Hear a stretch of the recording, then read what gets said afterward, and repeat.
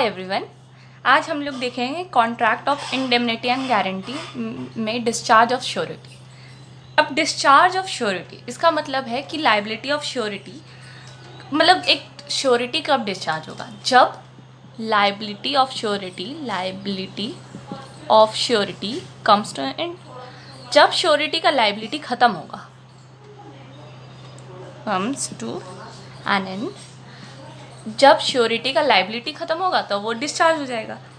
अब ये डिस्चार्ज जो है 3 मेथड से किया जा सकता है। सबसे पहले revocation of contract of guarantee, अगर कॉन्ट्रैक्ट ऑफ गारंटी ही रिवोक हो जाए, revocation of contract of guarantee, अगर contract of guarantee revocation, contract of guarantee,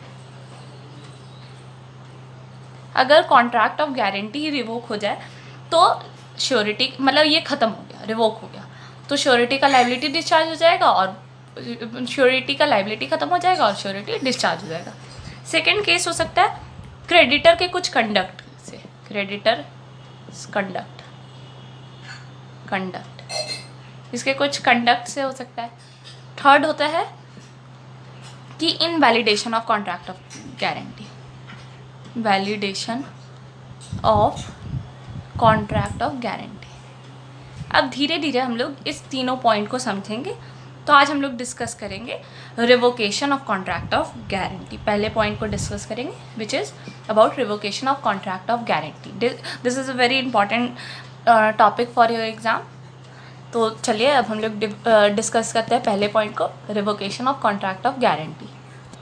अब सबसे पहले revocation of contract of guarantee में 3 पॉइंट्स हैं। सबसे पहला, कंटिन्यूइंग गारंटी को रिवोक किया गया हो बाय नोटिस, कंटिन्यूइंग गारंटी को रिवोक किया गया हो,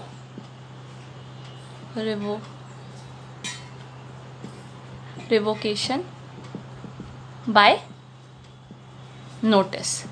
ये हमारा दिया गया है सेक्शन 130 में।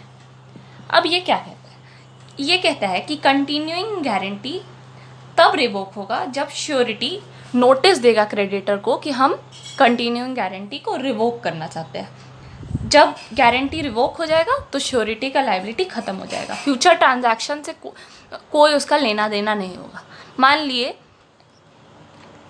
अरुण जो है रमा को प्रॉमिस किया, अरुण प्रॉमिस टू रमा कि वो सारा ग्रॉसरीज खरीदेगा कैरोल से for a period of 12 month. अगर अरुण प्रॉमिस किया रमा को कि उससे जो भी कैरोल खरीदेगा ग्रॉसरीज, उसका सारा पेमेंट अरुण करेगा। अगर कैरोल फेल कर जाता है पे करने पे, तो ये गारंटी दिया, इसको गारंटी दिया कि वो सारा पेमेंट करेगा, ठीक, for a period of 12 month तक। अब नेक्स्ट 3 मंथ में कैरोल जो है, अगर 3 महीने, जब वो गारंटी दिया, अगले 3 महीने के बाद 3 मंथ्स लेटर क्या हुआ कि कैरोल जो है 2000 रुपये का सामान खरीदा। पर क्या हुआ, उसके बाद फिर क्या किया, उसके 3 महीने बाद, ये जो 3 महीना बीता उसके बाद जो है अरुण रिवोक कर दिया। अरुण बोल दिया कि नहीं, हम ये कंटिन्यूइंग गारंटी को रिवोक करते हैं, मतलब नोटिस दे दिया क्रेडिटर को। क्रेडिटर यहाँ कौन है, तो रमा को नोटिस दे दिया कि हम इसको रिवोक करते हैं। तो इस केस में अब मान लिए इसके इस नोटिस देने के बाद कैरोल फिर परचेज़ किया 1000 वर्थ ऑफ गुड्स, ग्रॉसरीज जो भी परचेज़ किया। तो इस केस में हम लोग देख रहे हैं कि ये नोटिस दिया है इसके पहले, ये ट्रांजैक्शन नोटिस के पहले हो रहा है और ये ट्रांजैक्शन नोटिस के बाद हो रहा है। तो अरुण जो है सिर्फ लायबल होगा इस ट्रांजैक्शन के लिए, सिर्फ 2000 वर्थ ऑफ परचेज़ के लिए, पर वो फ्यूचर कोई भी ट्रांजैक्शन अगर हो तो वो उसके लिए लायबल नहीं होगा। तो ये था हमारा कंटिन्यूइंग गारंटी बाय नोटिस। अब दूसरा पॉइंट है श्योरिटी का अगर डेथ हो जाए, श्योरिटी का कंटिन्यूइंग गारंटी में रिवोकेशन होना जब श्योरिटी का डेथ हो जाता है। अब रिवोकेशन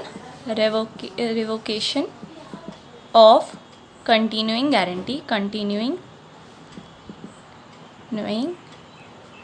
गारंटी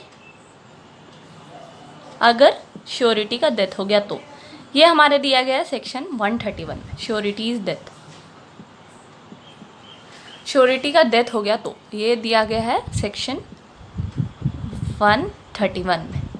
अब ये कहता है कि अगर श्योरिटी का डेथ हो गया, मतलब अगर कोई कॉन्ट्रैक्ट ऐसा नहीं है, मान ली कोई कॉन्ट्रैक्ट कर दिया, उस केस में नहीं, अगर इन absence of any contract in contrary, in absence मतलब इसके विपरीत अगर कोई कॉन्ट्रैक्ट ऐसा कर रखा है वो नहीं, बाकी अदर केसेस में in absence of contract to the contrary, मतलब ऐसा कुछ स्टेटेड नहीं है, तो ये माना जाता है कि अगर श्योरिटी का डेथ हो गया तो कंटिन्यूइंग गारंटी रिवोक हो जाएगा। फ्यूचर ट्रांजैक्शन के लिए अब श्योरिटी जो है लायबल नहीं होगा, उसका स्टेट्स जो है, जो भी उसका लीगल हेयर्स वो सब लायबल नहीं होगा, जो भी मतलब जिसको श्योरिटी बोलता है कि अगर मेरा डेथ हो जाता है तो वो लायबल होगा। तो इस केस में फ्यूचर ट्रांजैक्शन, सॉरी इस केस में नहीं, अदर केसेस में फ्यूचर ट्रांजैक्शन के लिए लायबल नहीं होगा। फ्यूचर ट्रांजैक्शन के लिए लायबल नहीं होगा। केसेस में कौन नहीं लायबल होगा, तो उसका स्टेट्स जो भी है वो लायबल नहीं होगा, बट उसके डेथ से पहले अगर कुछ लायबिलिटी है तो वो लायबल होगा, liable for transaction before death. तो सेक्शन 131 यही कहता है कि अगर कंटिन्यूइंग गारंटी रिवोक हो जाए बाय श्योरिटीज डेथ, श्योरिटी के डेथ के कारण रिवोक हो जाए, तो कोई भी फ्यूचर ट्रांजैक्शन के लिए नहीं लायबल होगा, बट बिफोर डेथ से पहले जो लायबिलिटी था उसके लिए वो लायबल होगा। ये था हमारा सेकंड पॉइंट, सेक्शन 130 था बाय नोटिस, और ये था हमारा श्योरिटीज डेथ के कारण। अब तीसरा पॉइंट ये कहता है बाय नोवेशन। तीसरा पॉइंट है बाय नोवेशन। ये जो है ये हमारा दिया गया है सेक्शन 62 में, सेक्शन 62। अब आप सभी के मन में होगा ये नोवेशन क्या होता है। नोवेशन का मतलब होता है एक एग्रीमेंट होता है बिटवीन टू कॉन्ट्रैक्टिंग पार्टीज़ के बीच में एग्रीमेंट होता है, एग्रीमेंट कि वो तीसरे पार्टी को सब्सटीट्यूट करेगा, मतलब अपने कॉन्ट्रैक्ट में हिस्सेदार बनाएगा। एग्जिस्टिंग दो पार्टी है उसके बीच में कॉन्ट्रैक्ट हुआ कि तीसरे पार्टी को भी हिस्सेदार बनाएगा अपने कॉन्ट्रैक्ट में। तो श्योरिटी जो है इस केस में, जो कि अंडर ओरिजिनल कॉन्ट्रैक्ट में जो श्योरिटी था, श्योरिटी अंडर ओरिजिनल कॉन्ट्रैक्ट में जो था वो डिस्चार्ज हो जाएगा। इस केस में डिस्चार्ज हो जाएगा अगर एक